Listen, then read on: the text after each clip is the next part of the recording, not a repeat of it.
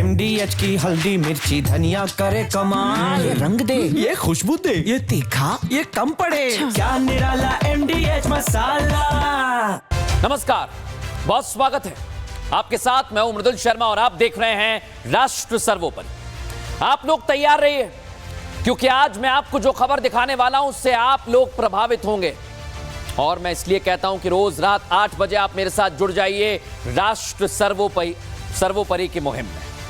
लेकिन आज दर्शकों, जो खबर आपके लिए लेकर आया हूं वो आज आपको देखनी चाहिए। ये जो नेता रौब झाड़ते हैं, आज इनकी खबर मैं दिखाने वाला हूं। नेताजी बड़े या जनता, ये आपसे पूछ रहा हूं, क्योंकि हर शहर में आपने देखा होगा बड़े बड़े होर्डिंग्स लग जाते हैं। फला नेता का आज जन्मदिन है, फला नेता का स्वागत किया जाएगा। नेताजी के साथ साथ चलती है एक बहुत बड़ी फौज, जिसमें कौन होते हैं? युवा नेता। इनका पद ऐसा होता है जो किसी काम का नहीं होता। सचिव के उपाध्यक्ष, कोषाध्यक्ष, फलाने ब्लॉक के प्रमुख, युवा हृदय सम्राट, है ना? आपके शहर में भी ऐसे लोग, और ना जाने क्या क्या है। ये पद किसी काम का नहीं होता है। इन्हें क्या करना है? नेताजी के पीछे पीछे दौड़ना है और बगल में ऐसे खड़े होकर फोटो खिंचानी और जोर जोर से नारे लगाने नेताजी के साथ। इन्हीं की वजह से नेताओं का सुरूर 7वें आसमान पर पहुंच जाता है। जो चुनाव के समय हाथ जोड़ते हैं, वो बाद में रौब झाड़ते हैं। इन्हें आपसे कोई मतलब नहीं होता है। इन्हें आपकी समस्या से कोई लेना देना नहीं। आप मानिए मेरी बात। उदाहरण बता देता हूं। आपके गांव शहर में रोड नहीं है, ये कभी देखने आते नहीं। सड़कों पर धूल उड़ रही है, इन्हें कोई मतलब नहीं है। बारिश में गली में पानी भरा हुआ है, इन्हें आपसे लेना देना नहीं है। मैं फिर कह रहा हूं, ये नेताजी क्या करते हैं? ये बड़ी सी गाड़ी में आते हैं, 4-5 गाड़ियों के काफिला रहता है इनका, सरसरा कर आते हैं, निकल जाते हैं, और आप परेशान होते रहते हैं। इसलिए आज मैं राष्ट्र सर्वोपरि में यह मुद्दा उठा रहा हूं। हर स्थिति में, कैसी भी स्थिति हो दर्शकों, मैं आपके साथ रहूंगा। मैंने कहा था आपसे। और आज एक नेता की हरकत नहीं दिखाऊंगा आपको मैं। नेतागिरी करने वालों, सुन लो, आज तुम्हारी पूरी जमात से बात कर रहा हूं। आज एक्सपोज करूंगा। आप मेरे साथ मिलकर जो मैं कह रहा हूं, जो बता रहा हूं, इस वीडियो को आगे भेज देना उन नेताओं तक जो आपको कमजोर समझते हैं, जो जनता को कमजोर समझते हैं। कैसे ये रौब झाड़ते हैं, पहले वो दिखाता हूं। मैं शपथ लेता हूं। इन्हीं शब्दों के साथ देश में छोटे से लेकर बड़ा नेता, विधायक से लेकर मंत्री और खुद प्रधानमंत्री भी अपने पद की शपथ लेते हैं। शपथ में देश के प्रति निष्ठा रखने के साथ ही राष्ट्र सर्वोपरि की शपथ लेते हैं। लेकिन क्या ये देश को सर्वोपरि रखने की भावना सिर्फ शपथ लेते वक्त ही होती है? ये सवाल इसलिए खड़ा हो जाता है क्योंकि जब नेता अपनी जीत के लिए लोगों को भगवान से बढ़कर मानते हैं, वही नेता जीत के बाद उन्हीं लोगों को कीड़े मकोड़े समझने लगते हैं। और आज ऐसे ही नेताओं को हम राष्ट्र सर्वोपरि के लिए उनका कर्तव्य क्या है याद दिलाने के लिए आए हैं। यूपी का हमीरपुर जिला, जहां मेंटेनेंस के लिए यमुना नदी के पुल को बंद कर दिया गया था। अब काम मेंटेनेंस का है तो नियम सभी के लिए होगा, लेकिन हुआ इसके बिल्कुल उलट। जिस पुल को बंद किया गया था, वहां जब बीजेपी विधायक की गाड़ी पहुंची तो पुल पर बैरिकेड्स लगा दिए गए। लेकिन उसी पुल पर एक शव ले जाती एम्बुलेंस के लिए नियम पूरी शिद्दत के साथ फॉलो किए गए। अब सवाल यह कि इसमें गलती किसकी है, बीजेपी विधायक की या फिर नियम पालन कराने वाले उन अधिकारियों की? विधायक जी में तो अपने पद का रौब था और वो दंदनाते हुए निकल गए। लेकिन जरा सोचिए उस मृतक के परिवार वालों के बारे में, जो शव को पैदल ही करीब 1 किलोमीटर तक स्ट्रेचर पर ले जाने के लिए मजबूर हुआ। सोचिए उन परिजनों पर क्या बीती होगी जब उन्होंने विधायक की गाड़ी को उसी पुल पर जाते देखा होगा। देश जनता से बनता है और नेता भी जनता से। अगर नेताजी अपने पद से ऊपर देश की जनता को रखते तो वही देश की जनता उन्हें दुआ दे रही होती। लेकिन हमारे देश में छोटे से नेताजी जो प्रधानी का चुनाव जीत जाए तो अपने आप को सबसे ऊपर समझने लगते हैं। वेब सीरीज पंचायत 4 में विधायक जी का रौब तो आपने देखा ही होगा, लेकिन वो रियल लाइफ है। हमारे देश के नेताओं को बनना है तो ब्रिटेन के पूर्व प्रधानमंत्री बोरिस जॉनसन से सीखना चाहिए, जो प्रधानमंत्री पद से हटते ही एक आम आदमी की तरह ट्रेन में सफर करते हैं, अपना सामान उठाते हैं। अमेरिका के पूर्व राष्ट्रपति बराक ओबामा की सादगी सीखनी चाहिए, उनकी तस्वीरें सोशल मीडिया पर आती रहती हैं।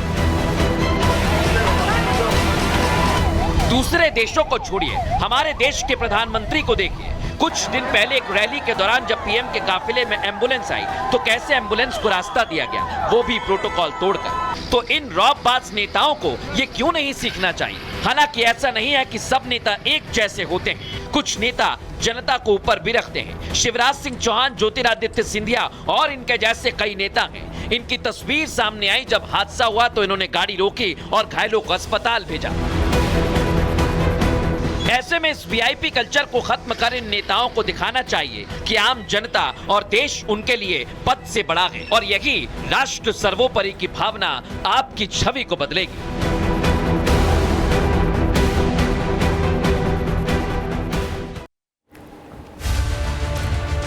अब दर्शकों एक बात बताऊं आपको, आपके पैसे में ना आग लगाई जा रही है, झूठ नहीं कह रहा हूं।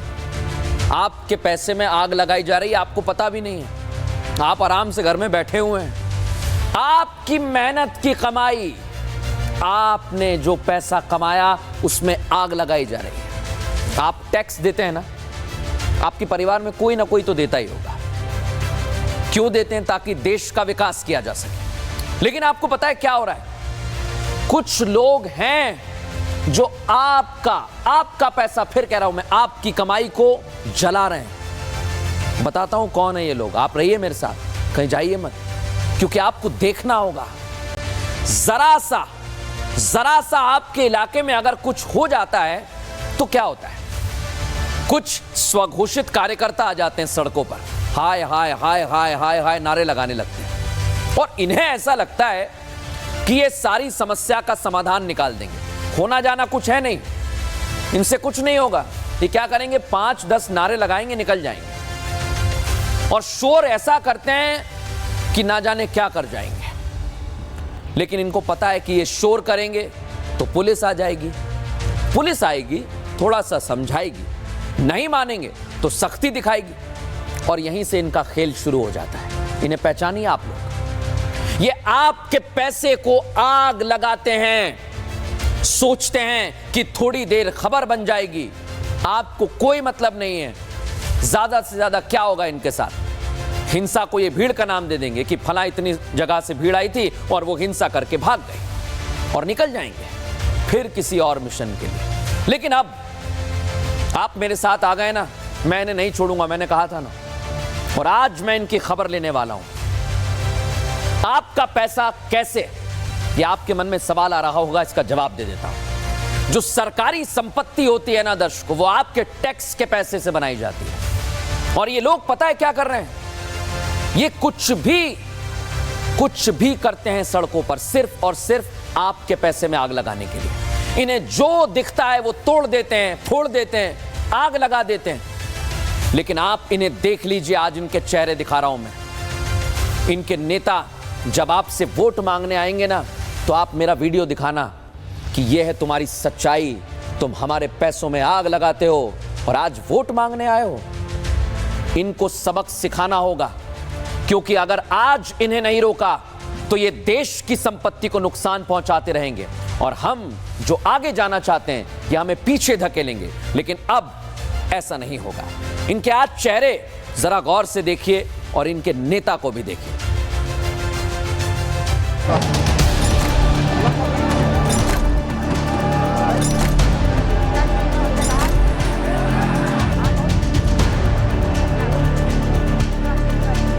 देश की अर्थव्यवस्था में हर उस शख्स का योगदान है जो टैक्स भरता है। टैक्स का पैसा आप देते हैं, और आपके दिए टैक्स के पैसों से ही देश चलता है।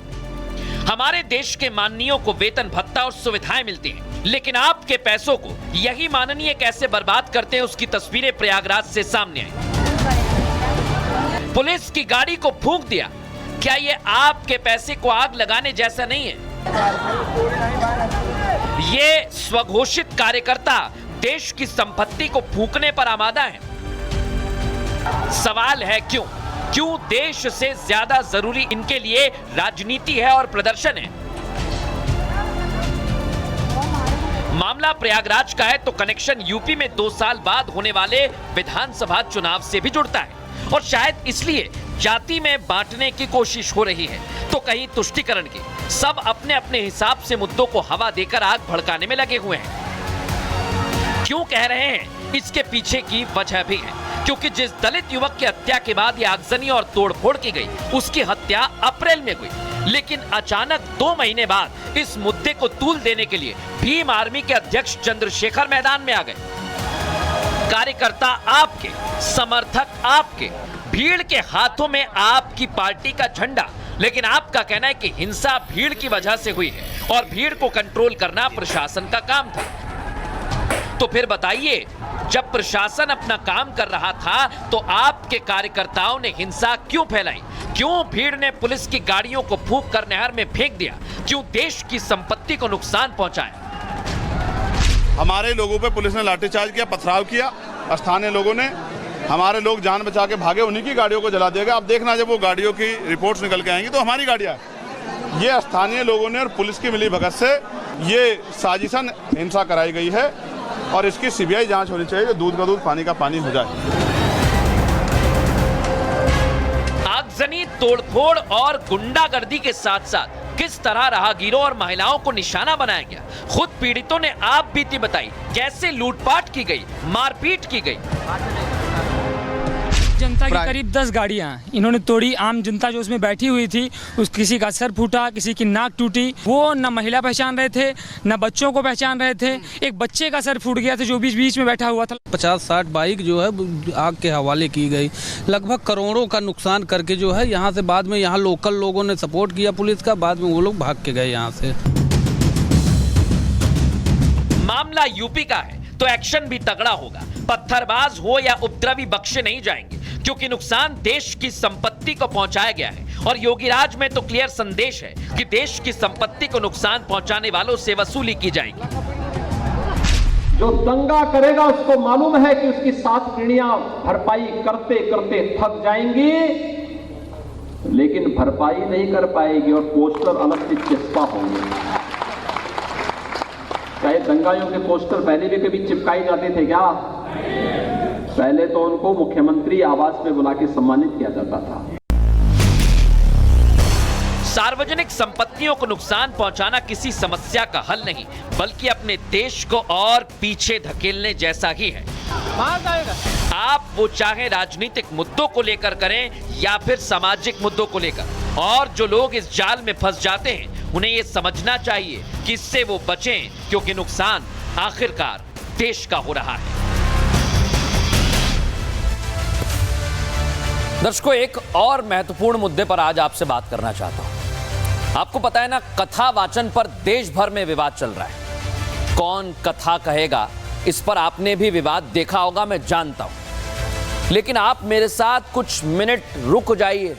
इस विवाद का मैं अंत करने जा रहा हूं और आपको एक ऐसी कहानी सुनाने वाला हूं, आपको पूरा किस्सा समझ में आ जाएगा कि आखिर सनातन धर्म कहता क्या है और उसमें लिखा क्या है। लेकिन पहले मैं ये कहना चाहता हूं कि मैं किसी का पक्ष नहीं लूंगा, सिर्फ आपको एक पौराणिक कथा सुनाऊंगा। तो आप सुन लीजिए कथा, और अगर कुछ लोग हैं तो उन्हें भी बुला लीजिए, क्योंकि आप खुद समझ जाएंगे कथा करने का हक आखिर किसे है। आप इस राजनीति में मत पड़िए, मैं आपको बिल्कुल फैक्ट बता रहा हूं। आप अपने फोन में भी रिकॉर्ड कर सकते हैं, इसे दूसरे लोगों को भी भेज सकते हैं। जो आपसे सवाल पूछ रहे हैं ना, कथा कौन कहेगा, किसका अधिकार है, ब्राह्मण वर्सेस यादव, सब कुछ हो रहा है ना, इसको अंत करने वाला हूं मैं, इसका सबका अंत करने वाला हूं। सुनिए कथा क्या कहती है। सृष्टि के पालनहार हैं भगवान विष्णु, और उन्होंने पृथ्वी लोक पर अलग अलग युगों में अवतार लिए हैं, जिसमें मछली, शूकर जैसे अवतार भी शामिल हैं। भगवान किसी में भेद नहीं करते हैं। ऐसा इसलिए क्योंकि जब उन्होंने अवतार लिया तो ब्राह्मण यानी परशुराम के रूप में आए, फिर क्षत्रिय रघुवंशी यानी भगवान राम का रूप धारण किया, फिर यदुवंशी जो आज यादव हैं, भगवान कृष्ण का रूप धारण किया, विष्णु भगवान जी। अब जब भगवान किसी जाति बंधन में नहीं बने तो कथावाचक कैसे किसी जाति बंधन में बंधेंगे? ये तो एक कहानी हो गई। एक और जानकारी आपको देता हूं। जब महर्षि वेदव्यास ने महापुराणों की रचना की तो उनके मन में चिंता हुई, भाई ये ज्ञान को सहेजे कैसे, ये दुनिया तक कैसे जाएगा, किसमें क्षमता है? क्या वहां पर ब्राह्मण देखा गया? नहीं, उनके कई सारे शिष्य थे, लेकिन कोई भी उन सभी 18 पुराणों को संपूर्ण रूप से आत्मसात नहीं कर पाया। और फिर क्या हुआ? उनके एक शिष्य थे सूत जी, ये उनकी योग्यता थी। वो वेद व्यास जी ने सूत जी को चुना कि आप कथा कहिए, आपकी जाति धर्म से कोई लेना देना नहीं है। और आज ये कुछ लोग मानते हैं कि सूत कुल के व्यक्ति को वेदाभ्यास करने का अधिकार नहीं है। ये बिल्कुल गलत है। आप ये वीडियो उन्हें दिखा देना और आपकी जगह मैं लड़ूंगा उन लोगों से, क्योंकि ये सत्य बात है। क्योंकि महर्षि वेदव्यास ने रोमहर्षण यानी सूत जी को अपना शिष्य बनाया और वो सर्वश्रेष्ठ रहे। लेकिन आज के नेता क्यों राजनीति कर रहे हैं, इसको कैसे समझना है, सावधान रहना है, वो भी आपको बताता हूं।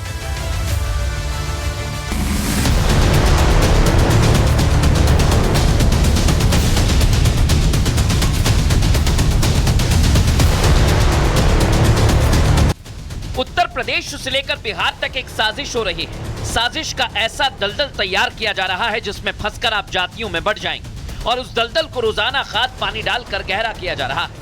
शायद आप इसे समझ नहीं पा रहे क्योंकि यही राजनीति है, लेकिन अभी भी वक्त है इस दलदल से बाहर निकलने का। और इसलिए हम जातियों से ऊपर उठकर राष्ट्र सर्वोपरि की भावना के साथ आपको आगाह कर रहे हैं, क्योंकि अब इस कथा को खत्म करना ही होगा। क्योंकि कथा सुना भी कोई सकता है और सुन भी कोई भी सकता है, तो फिर इसमें जाति वाला राग क्यों खोलना? जब देश में एकता वाला भाव है तो फिर लोगों में बंटने वाला भाव कैसे आ गया?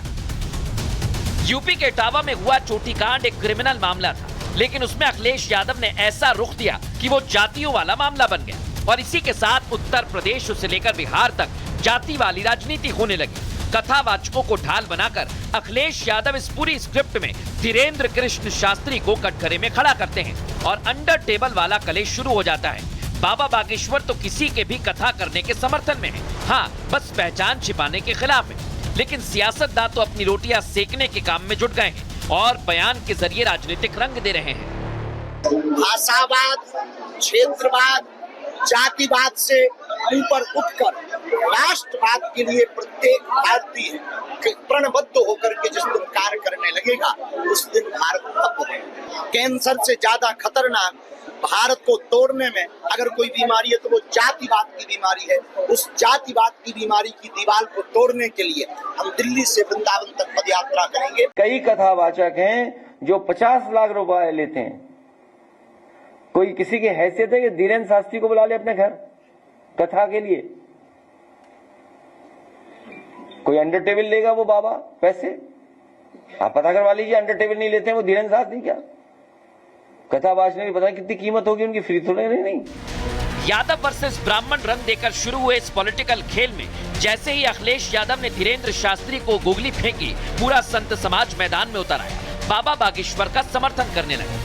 अगर धीरेन्द्र शास्त्री जी पैसे मोटे लेते हैं तो वो क्या करते हैं उस पैसे का? कैंसर हॉस्पिटल तो ही बनाते हैं ना। अखिलेश यादव जी शाही इमाम पे तो टिप्पणी करेंगे नहीं, शाही इमाम के साथ तो बैठ के इफ्तार पार्टी करेंगे। तो ये बड़ा दुर्भाग्यपूर्ण है। आप ये तय करो कि आप बीजेपी के विरोधी हो, कि आप संतों के विरोधी हो, कि हिंदू विरोधी हो। इसलिए बागेश्वर सरकार को उन्होंने टारगेट किया क्योंकि बागेश्वर सरकार हिंदुत्व पे कार्य करते हैं, सनातन पे कार्य करते हैं। उन्होंने छुआछूत, ऊंच नीच, सारे भेदभाव को खत्म करके हिंदुओं को एक होने के लिए लगातार प्रयासरत है और प्रयास करते हैं।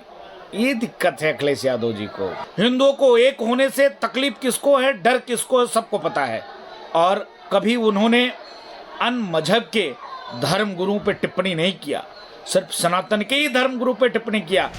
अखिलेश एंड ब्रिगेड मुद्दे को जातीय रंग देकर 2027 के लिए बिसात बिछाकर मोहरे सेट कर रही है, लेकिन बाबा बागेश्वर को लेकर चली हुई चाल गलत लग रही है और इसलिए बीजेपी अब हमलावर हो गई। कह रही है कि ये समाजवादी नहीं बल्कि नमाजवादी है। जो अपने दौरे हुकूमत में मौलवियों को लाखों एकड़ जमीन, हजारों करोड़ की लुटा के उस पे कानूनी हक दे देना चाहते हैं, और उस पे कानूनी ठप्पा लगा देना चाहते हैं, वह दान दक्षिणा के ऊपर भी सवाल उठाना चाहते हैं। ये लोग सनातन को गाली देंगे एक तरफ और दूसरी तरफ जातिवाद का नंगा नृत्य करेंगे। ये लोग परिवारवादी हैं, जातिवादी हैं और सनातन को गाली दे करके अपनी राजनीति करना चाहते हैं।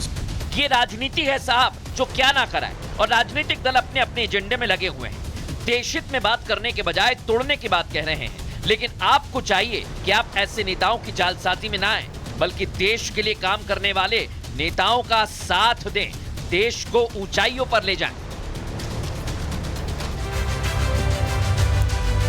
अब दर्शकों, राष्ट्र सर्वोपरि में मैं बात करूंगा नेताओं की, लेकिन उससे पहले आपको कुछ बताना चाहता हूं। हमारे स्वतंत्रता संग्राम सेनानियों ने देश को आजाद कराने में कितनी मेहनत की, आपने किताबों में पढ़ा, हमने किताबों में पढ़ा। हंसते हंसते उन्होंने अपने प्राण न्यौछावर कर दिए ताकि मैं और आप और आने वाली पीढ़ी आजाद हवा में सांस ले सके। अच्छा लगता है ना आपको आजादी? अच्छी लगती है आपको आजादी? लेकिन आपको पता है दर्शकों, कुछ लोगों को यह आजादी बड़ी आसान लगती है कि हमें यूं ही मिल गई है। ये खुली हवा में आपका हमारा काम देख नहीं पा रहे हैं। इन्हें अच्छा नहीं लग रहा है कि हम अच्छे से जी रहे हैं, अपना ऑफिस जा रहे हैं, पैसा कमा रहे हैं, खा रहे हैं, अपने परिवार के साथ हैं। इन लोगों को पसंद नहीं आ रहा है। इन्हें लगता है कि बस एक आध कोई मुद्दा मिल जाए और ये देश में फिर उसी तरह का माहौल बना देंगे, उसी रास्ते पर ले जाएंगे। और आपको एक जानकारी और दूं, ये लोग आपको चुनौती दे रहे हैं। अब आप पूछेंगे भाई ये कैसे हमें चुनौती दे रहे हैं? मैं आपको बताता हूं, समझाता हूं। आपने वोट दिया, आपने अपना नेता चुना, सरकार बनी, सरकार आपके वोट से बनी और उसी ने कानून बनाया। अब ये कह रहे हैं कि भाई मुझे कानून पसंद नहीं आया है, मैं तो जमकर प्रदर्शन करूंगा और अगर नहीं माना तो इसे कूड़ेदान में फेंक दूंगा। अरे आप हैं कौन? आप होते कौन हैं? जनता ने नेताओं को चुना है, जो कानून बना है उसे आप कैसे कूड़ेदान में फेंक देंगे? और कानून पता है कौन सा? वक्फ कानून। सोचिए जरा, वक्फ कानून जो आपकी संपत्ति पर कब्जा कर रहे थे ना वक्फ बोर्ड वाले, उनके लिए कानून बना है और ये कह रहे हैं कूड़ेदान में फेंक देंगे। कैसे फेंक देंगे आप? इतना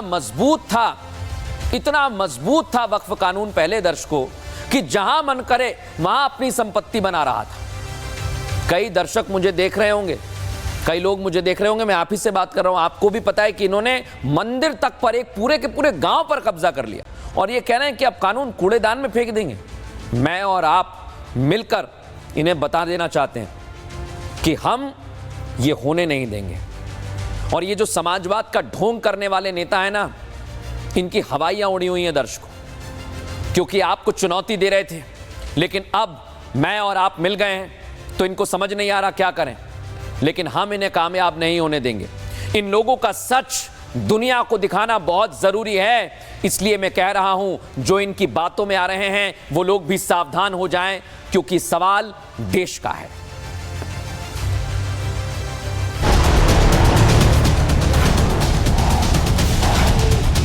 देश लगभग 200 साल की गुलामी के बाद आजाद हुआ। देश ने इस आजादी की बड़ी कीमत चुकाई।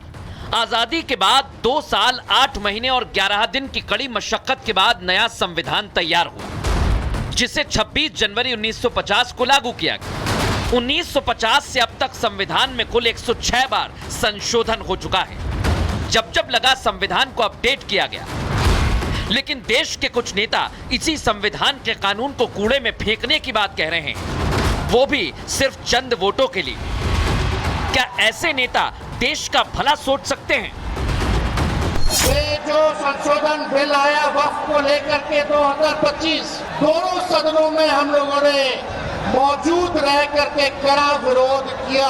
आने वाला बिहार में अक्टूबर नवंबर को जो चुनाव है, सरकार बनेगी तो इस बिल को, इस कानून को बिहार राज्य जो है कूड़े के दान में फेंकने का काम करेगा। बिहार में किसी भी कीमत पे इस कानून को हम लोग लागू नहीं होने देंगे।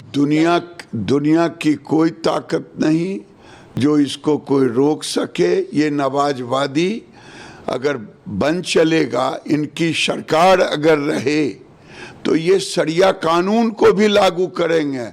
इसलिए बिहार की जनता, देश की जनता देख रही है, ऐसे नवाजवादी को कभी आने का सपना भी न सोचे। पटना का ये वही गांधी मैदान है जहां आज से 50 साल पहले इसी संविधान की रक्षा के लिए लाखों लोग अपनी जान की परवाह किए बिना इकट्ठा हुए। लेकिन आज तेजस्वी यादव सिर्फ एक समुदाय का वोट बटोरने के लिए इसी मैदान से संविधान के कानून को कूड़े में फेंकने की बात कह रहे हैं। तेजस्वी ने एक बार भी ये नहीं सोचा कि इस कानून को देश की संसद से पारित किया गया, राष्ट्रपति ने इस कानून पर हस्ताक्षर कर मोहर लगाई, देश के सर्वोच्च न्यायालय में ये कानून विचाराधीन है। इसके बावजूद तेजस्वी यादव इस कानून को कूड़ेदान में फेंकने की बात कह रहे हैं। साथ ही इस रेस में कांग्रेस के नेता पप्पू यादव भी शामिल हो गए।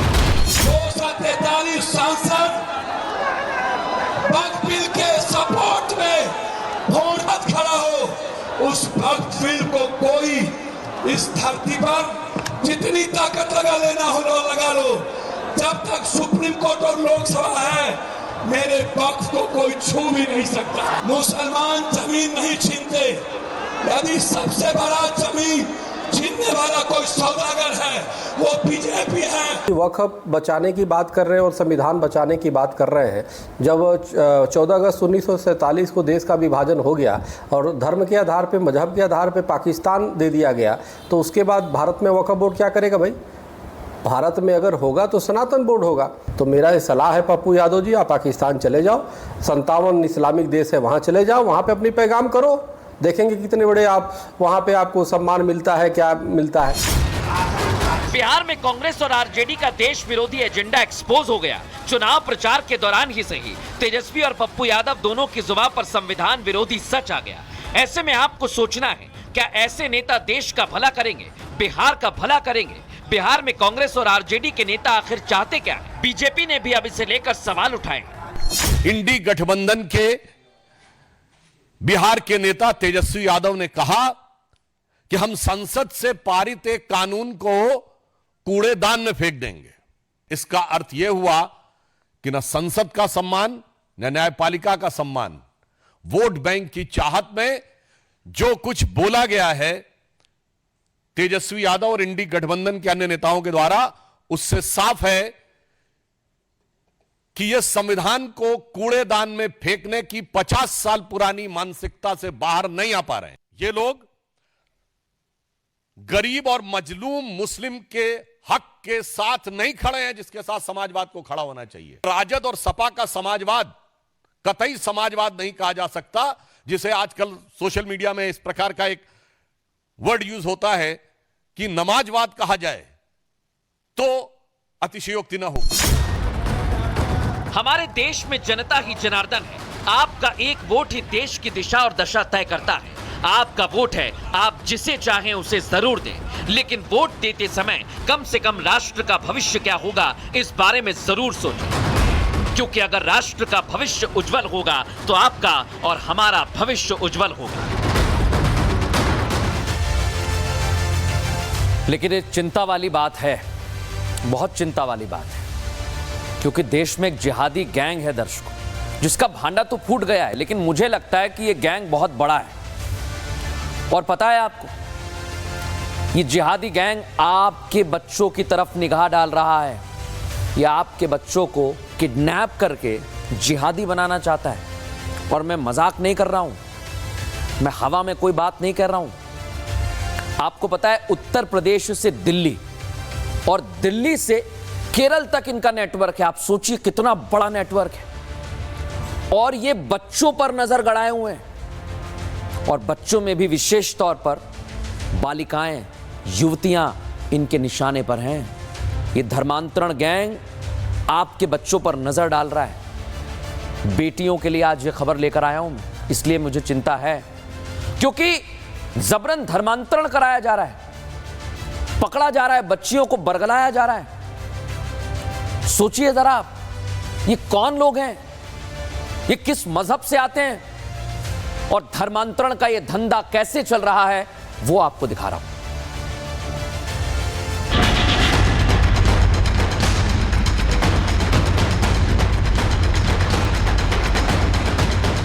देश में अवैध धर्मांतरण का रैकेट एक बार फिर से एक्टिव हो गया है। यह रैकेट सिर्फ यूपी तक सीमित नहीं बल्कि देश के कई राज्यों तक फैल गया है। ये लोग आपके बच्चों को टारगेट कर रहे हैं, आपके बच्चों को बरगला रहे हैं, उन्हें अवैध धर्मांतरण का शिकार बना रहे हैं, उन्हें जिहाद की राह पर चलने के लिए उकसा रहे हैं, या यूं कहें कि आपके बच्चों को आतंकी बनाना चाहते हैं। तो यह गलत नहीं होगा। यूपी के प्रयागराज में एक दलित बेटी के साथ ऐसी ही साजिश की गई। घर से भोज खाने निकली नाबालिग लड़की को पहले बहला फुसलाकर किडनैप किया गया, फिर प्रयागराज से दिल्ली और फिर वहां से केरल ले जाया गया। हमारी लड़की 8 मई को दावत खाने गई थी कोटेदार की बिटिया के साथ शादी में, और वहीं से गायब हो गई 10 बजे रात। हम हेर रहे थे कहाँ गई, और दरस्ता के साथ फूलपुर पैदल आई थी और उसके बाद वहीं से गायब हो गई। यहाँ से इलाहाबाद एक लड़का ने पहुंचाया इलाहाबाद तक, उसके बाद इन्हें टिकट कटाया दरस्ता ने, उसके बाद ले गई दिल्ली पहुंच गई, दिल्ली से केरला गई। केरल में जब नाबालिग बच्ची को उसके साथ हुई साजिश की भनक लगी तो उसने फोन पर परिवार वालों को पूरी कहानी बताई। इसके बाद परिवार वालों ने पुलिस से शिकायत की, जिसके बाद नाबालिग बच्ची को बरामद कर उसकी काउंसलिंग की गई। पुलिस ने जब नाबालिग बच्ची की काउंसलिंग कराई तो हैरान करने वाले खुलासे हुए। पीड़िता ने किडनैपिंग से लेकर केरल पहुंचने तक की पूरी कहानी बताई। इसके अलावा उसने जिहादी मॉडल का भी पर्दाफाश किया। कोटेदार की बेटी के शादी में गए थे 8 तारीख को। उसके बाद रक्षा मेरी सहेली बोली चलो घूमने, बीच रास्ते में मुझे बताई इस्लाम अच्छा धर्म होता है और सब खराब। उसके बाद यहाँ फूलपुरा कैफ नाम के लड़का मिला, उसके फ़ोन से वो बात की ताज मोहम्मद के पास। फिर दिल्ली से बिना टिकट के हम लोग केरला गए। केरला से उसके बाद एक घर में लग गए, मुस्लिम लड़के थे ढेर सारे और बड़ी बड़ी दाढ़ियाँ थी और मुझ जैसी दलित लड़कियों को धर्म परिवर्तन कराते थे और जिहाद की ट्रेनिंग देते थे। अब पुलिस इस पूरे नेटवर्क का पर्दाफाश करने में जुट गई है। एक जो दलित कम्युनिटी की नाबालिग बच्ची है, जिसको एक मुस्लिम समुदाय की एक महिला के द्वारा अपने गैंग के कुछ साथियों के साथ मिलकर के उसका अपहरण किया गया और उस अपहरण के करने के बाद में उसको पहले दिल्ली ले जाया गया, फिर केरला ले जाया गया और केरला से वो बच्ची जो है सकुशल बरामद हुई। इसमें जो 2 आरोपी हैं, जिस महिला ने ये पूरी जो साजिश को अंजाम दिया और इसके साथ ही जो उसका दूसरा साथी जो कि उसको रेलवे स्टेशन पर लेकर के गया, उसकी गिरफ्तारी हो गई है। आप सोचिए कि अगर ये सब आपकी बच्ची के साथ हो जाए तो क्या होगा। आखिर कौन हैं वो लोग जिनकी नजर आपके बच्चों पर है। हम तो कहेंगे कि आप अपने बच्चों को भी सावधान करें, उन पर नजर रखें, उनके दोस्तों पर भी ध्यान दें, क्योंकि आपकी एक छोटी सी गलती आपके बच्चों का पूरा जीवन खराब कर सकती है।